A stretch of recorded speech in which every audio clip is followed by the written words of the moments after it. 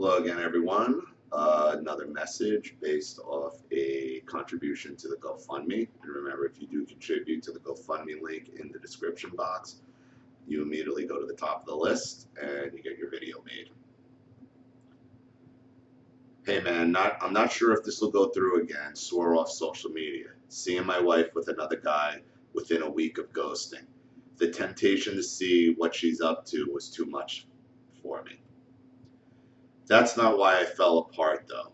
I really have a gut wrench about telling you this, but I've talked to some of my own trusted people, and I felt it was an okay thing to do. This isn't a, hey, Ollie, hurry up and acknowledge me thing. Like, that whole ABS thing. That was fucked. He's talking about that annihilated by society, that stalker I had. Yeah, that was fucked. But it's sort of on topic. Part of what I need to come out with and just can't talk about. I guess I'll just go into it hoping you see it. My wife, like you said in a prior video, chose her mother over me. That was the final fight between us. Under the burden of debt racked up in Europe from the onset of marriage, we had a talk in France. I said verbatim, we have to tighten our belts and work together to work off all this debt. She did work for about 2 months, but man, did she hate working. Oh, narcissists are lazy sometimes. She got fired for calling off over and over. Reason? My husband left me at the hospital last night, and I don't think I could wear a smile today. Oh, they love to push blame, don't they? Push blame and look for the guilt at the same time. But eventually, jobs get sick of it. She has this mysterious ulcer problem that went away when she didn't work anymore. Of course she did. Narcissists love to hold their stomach. They love to have problems that aren't visible, that you can't ever prove. My wife's younger brother, the one who doesn't wipe his ass, is the one who worked for me. There's another one who, my stomach hurts, my stomach hurts, my stomach hurts. Typical. I blew up when we were in the hospital. I was in commander mode, telling the doctors to run all the tests, make sure she didn't have a recurrent cyst on her ovary or actual ulcers. When I had her phone and was texting her boss, she wouldn't be in that night. Her mother and her were texting back and forth how horrible I was to her. He's yelling at people on the road driving to the hospital. I wonder why I have ulcers. He's not sitting next to me in the waiting room, mad at me for being sick. Where her mother replied, I can't believe how horrible he is to you. And all that is setting up the stage for exit to make you two narcissists feeding each other's supply in order to screw you over. All that is an act. It's all an act to set the basis, to put it out there. Even though the two of them are only communicating with each other, so then her mother can go show her friends, and she can show and your ex-wife can show all her friends. Look at this, I had to go to my mother. It's an act. It's basically setting you up.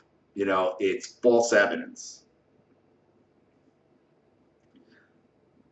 This is where I drained my health savings account, making them run every test to figure out what was wrong with her. And nothing was wrong. They referred her to a gastroenterologist. I was pre-med in 2008, so I knew what to demand from them. Upset, I gave her $100 in cash. Said, call me to come get you or take a cab home. I think you know why I'm upset. Got the silent treatment after I texted her mom, do not talk about me that way. I worked too damn hard for you to ruin my good name, to run my good name through the dirt. She disappeared for 4 days, stayed at a motel. Her mother refused to tell me where she was. I called the hospital worried she was actually hurt. Called the cops after 6 hours. She's an adult, has the right to disappear. Yeah, they're just playing. They were just trying to push you over the edge of insanity there. Her and her mother. Garbage. Just one instance of 4 or 5 times they pulled this shit on me. Whenever I stood up for myself. The real rub, which is why I'm really writing you, is which is what broke me. After she ghosted while I was at work, I took it on the chin. Worked for 2 weeks, functioning, drinking on my weekends. Crying, screaming, yelling for her to talk to me. Nothing. Silent treatment, which ended in her changing her number with the claim that I obviously can't calm down. Goodbye, Jonular, a nickname she used with me for the last 10 years. I spiraled. Oh man, did I spiral. My friend, supposed best friend of 19 years, came over to drink with me.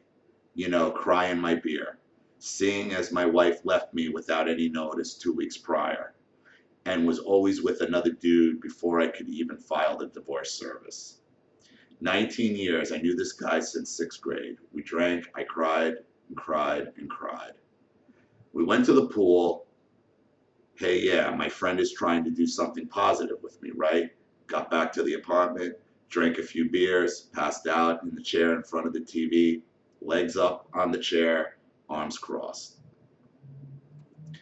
I woke up to his hands in my shorts. He was curled up on the ground next to the chair I fell asleep in. If it weren't for the netting in my swim trunks, I might not have woken up to his struggling hand to get out of my shorts. How fucked do you think it made me that I had a half chub? Well, you were asleep. You don't know who's touching you. Was he jerking it or something? I was fucking asleep, crying in my beer about my wife ghosting after 2 weeks. Don't worry about the half chub, dude. When my mother used to sneak into my room at night when I was a little kid, it was the same thing. It was the same thing, and she would comment on it. In fact, my mother would still tell stories how I was able to get a fucking erection as a little kid, you know. But she's like, oh, well, he would do it. I'm like, no, bitch, you had your hands in my fucking pajamas, you fucking sick cunt. But, so don't let that fucking bother you. It took me a good 10 minutes to process. I jumped up and went to the couch. He pretended to be asleep. I got the courage. I yelled, you need to get up or I'll kick your ribs in. He still pretended. I dragged him up by his shirt. He stopped pretending and broke down in tears. Sat him in the chair, sat across from him, said, what the fuck just happened? Confessed he was bisexual and he couldn't tell anyone. Just a whole speech about how he was bisexual. But that, what does that have to do with molesting your best friend in his sleep in his weakest time? Nothing. Nothing. That dude ain't bisexual, he's gay. Which is fine, just admit it. And we've talked about that, the sexuality of a narcissist, because only a narcissist, it's a very narcissistic thing to do, to take advantage of someone in any way, but especially sexually. I actually slipped into forgiveness. I mean, I was at this guy's mother's funeral. 19 years is a long time. Told him, you can't keep that shit inside. It'll fester and twist you up. Well, it's not even 5 minutes after my forgiveness was secured. Cracked a joke. You know what? You're not even that cute. Laugh out loud. 6 a.m. broke, went for more beer. For fuck's sake, I wanted to drown this shit if I wanted to drown anything. He came with, started acting really not PC, fairy. Just like he was my boyfriend or something when we checked out. It was really fucking uncomfortable. He's probably thinking you're like sort of accepting of it. Dude's gay. Got back to the apartment. I'm drinking. This fat fuck, he falls asleep snoring in the chair I was sitting in. How could you sleep after something like that? My anger, the thoughts about my wife, and the lack of conscience. How they can just slumber away after doing something monstrous to you. Dude, I lie awake thinking about, was I rude to do to so-and-so? No. The reason why he's able to sleep is because narcissists have no conscience. They have no conscience, so of course you can sleep. I got mad, but what did I do? I went to an ATM, pull 100 out. Sound familiar? Wrote him a letter about how I don't think I could forgive what he did, but I wanted him to seek help.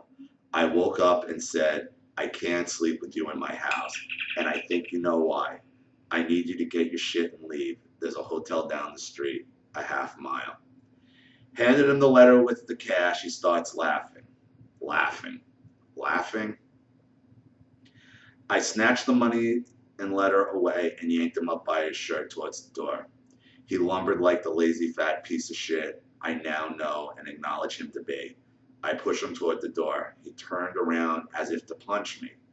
I got an inch from his face and said, whites of my eyes, try it, just try it. He starts crying again, takes his glasses off, and tells me to hit him. It's an act. That's just a fucking act. They go from the laughing to the crying. I mean, that's what narcissists do. They can go from emotions, but they're not real. It ain't my first rodeo. Not going to lay hands on him.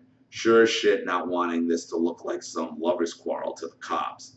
I let him go and pointed to the door and said, get the fuck out of my house. If you did this to anyone else, you'd be dead right now. The motherfucker actually tried slamming the door in the wee hours of the morning. What? I held the door handle back, keeping it from slamming shut. 19 years. This is 2 weeks after my ex-wife ghosted me. Holy fucking shit. I took med leave.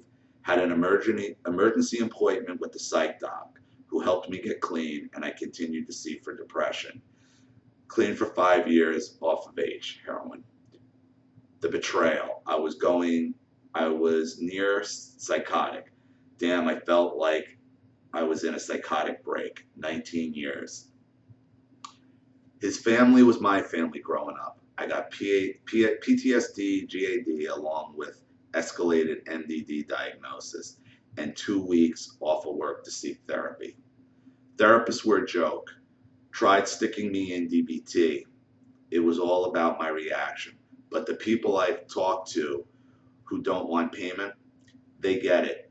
This would fuck anyone up. It took me 4 tries to get a therapist to work, an LCSW. That's a licensed social worker. Recommended by another survivor, as we call them. I was at the point of putting a gun in my mouth. Truly, therapist after a therapist, extending my leave to a month as I spiraled. I couldn't leave my apartment. I became so reclusive. I tried to reach out to my wife. We were still married, and nothing. No response. Wouldn't you think if her husband, even if it's divorce, was molested by his lifelong friend and was on the verge of suicide from a nervous breakdown, you'd talk to him? Just pick up the fucking phone. I told her everything. I was stonewalled, even her mother. Stonewalled. Did they not believe me? No, they just didn't care. They just didn't care because they're narcissists. They were after another goal, which if you had killed yourself, it would have gotten them to their goal quicker. Who would believe me at this point? And this is where I come to you. It's so fucked, so crazy, that even my psych doc thought I was having a psychotic break. This shit happened, man. I swear on my mother's grave. This shit happened just like I say it.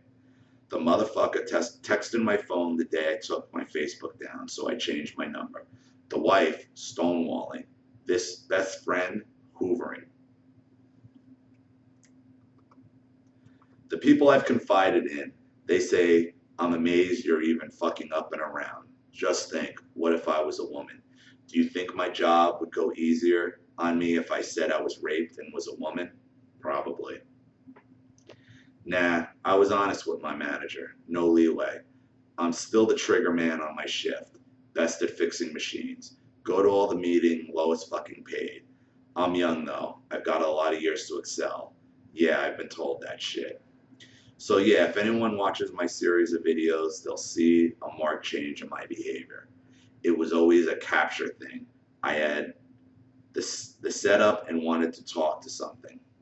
Nobody was there to talk about this. My family, just wide-eyed and what the fuck. And who'd blame them? I'm still holding the roof up of a collapsing cave. The debt she owes me $7,500 of 12 grand on. Well, she quit her job when she contested the divorce. I guarantee you, her mother was involved with that. Absolutely. After all, her mother collected child support for 23 years despite my ex not attending college. Fraudulent child support. And she works for the state of California, the mother. Of course. Of course.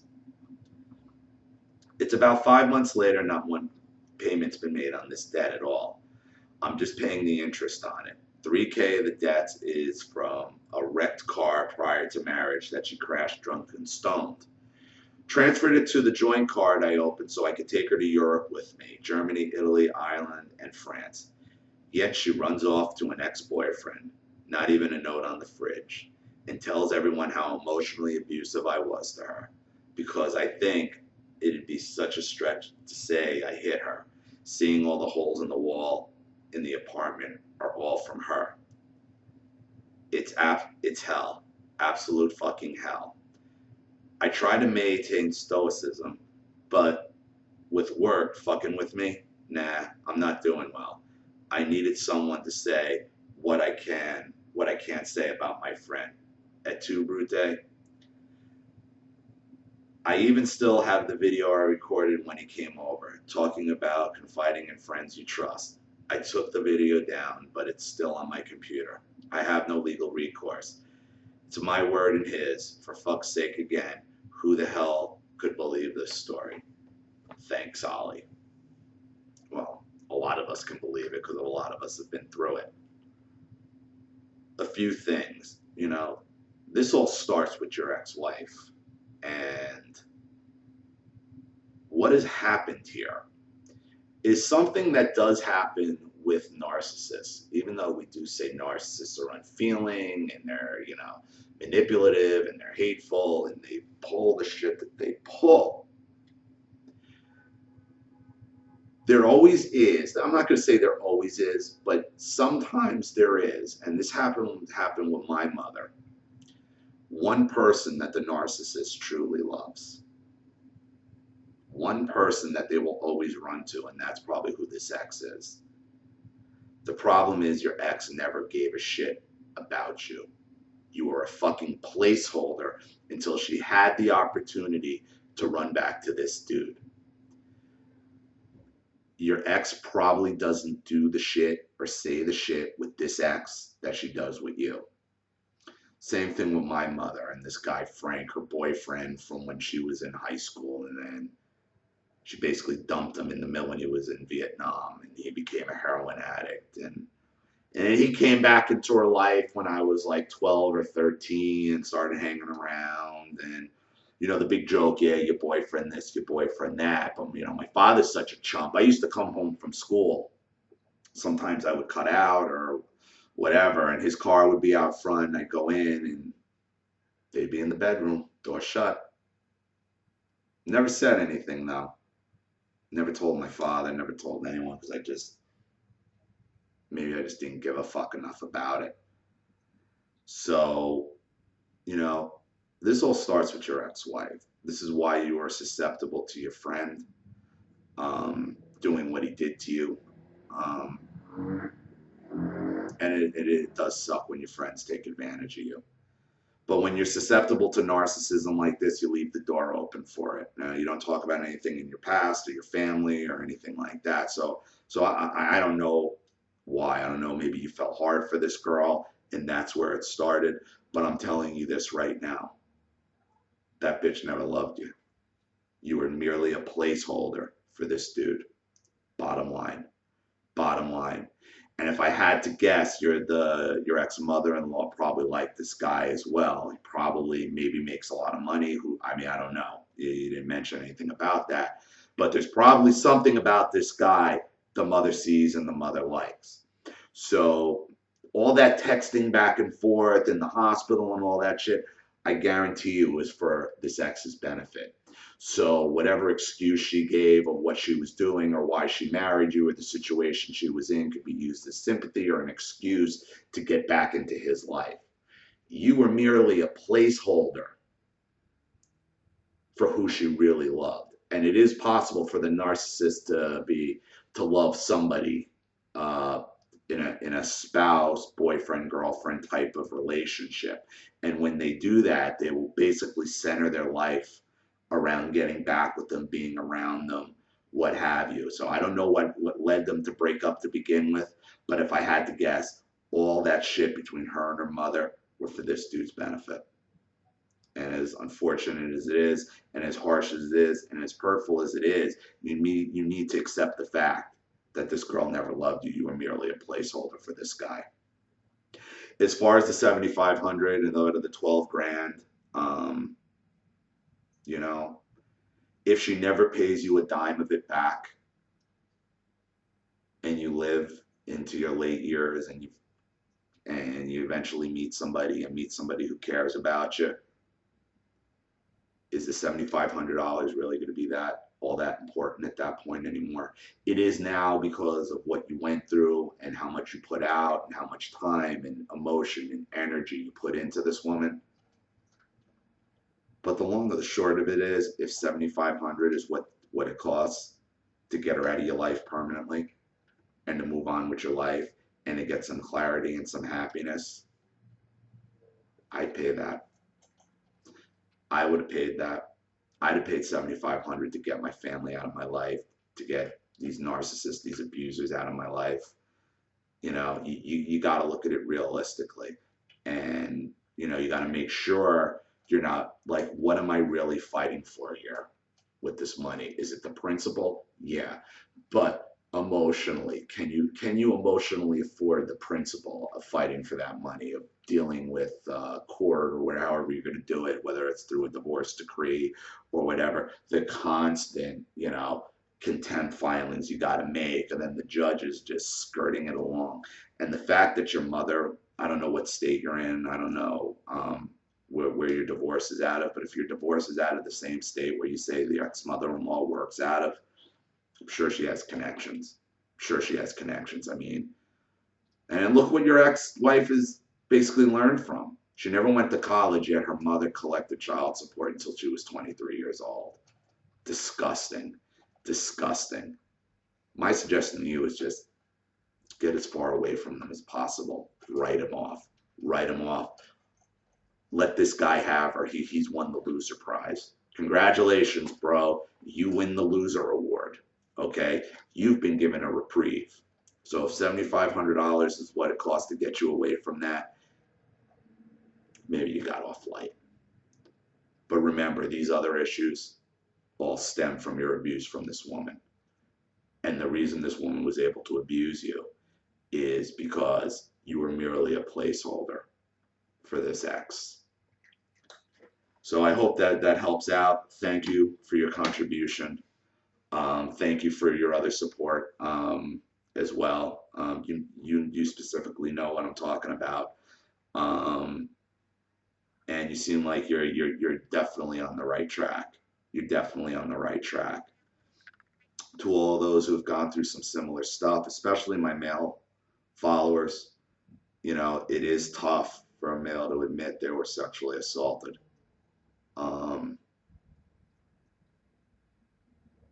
Took years for me to say the words, and the pain and the hurt, and from a friend, especially. But better you find out sooner than later. I mean, there's a lot better ways to find out, but at least nothing too serious. Not to minimize it, not too serious, but it probably could have been worse. It probably, not to minimize what had happened, but try to keep it into some perspective as well. So thank you for this letter. Thank you for your contribution. Thank you for what you're doing to help people as well. You are you're definitely a solid dude. You're definitely a solid dude. And I could tell you, I've had communications with this person as well, before any of this. And this is a really solid dude. And I feel for him. And I absolutely 100% believe this happened. I am positive it happened. You can't make shit you can't make shit like this up unless you are a complete fucking sociopath, and that's not this person. But remember, this all starts with your ex-wife, and you may need to just come to the realization you were merely a placeholder for who your ex truly loved. If you enjoy this channel, please consider making a contribution to the GoFundMe link in the description box. And remember, if you do make a contribution of any amount, and you want your story out there, you go to the top of the list, and I will immediately make you the next video, first chance I get. This is Ollie Matthews. Thank you everybody for watching. I'll see you all again shortly. Take care.